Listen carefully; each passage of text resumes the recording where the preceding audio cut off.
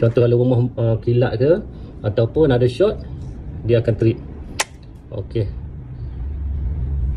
Okey, sekali dia akan naik. Okey, alhamdulillah kita dah siap tukar auto reset punya RCCB ni. Yang brand ABB dia rosak transformer ni. Jadi kita tukar, alhamdulillah supply dah masuk dekat sini.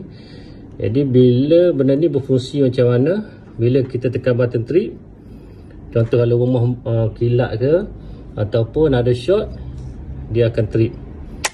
Okey. Okey, sekali dia akan naik.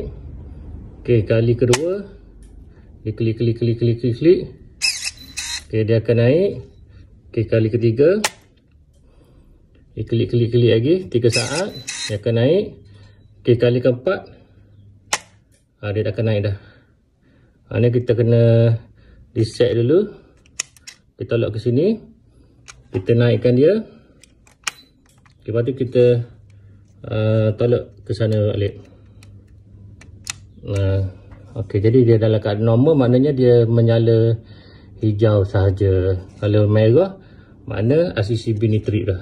Kalau dia berkelip-kelip tu, dia standby untuk naik balik.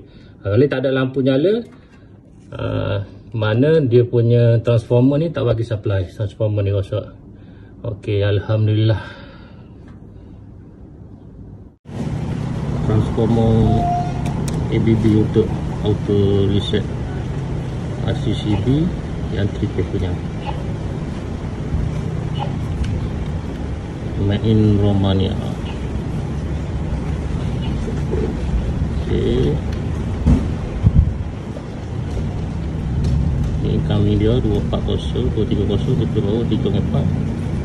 Ini outboard dia pergi ke auto reset lah. Biasa kita ambil 12 volt ni, bilik 5 dengan 7. Pergi ke sana tu bilik 2000. Simple je bagi dia. Kalau Singapura tak pakai hal gini. Okey, tadi nak on apa?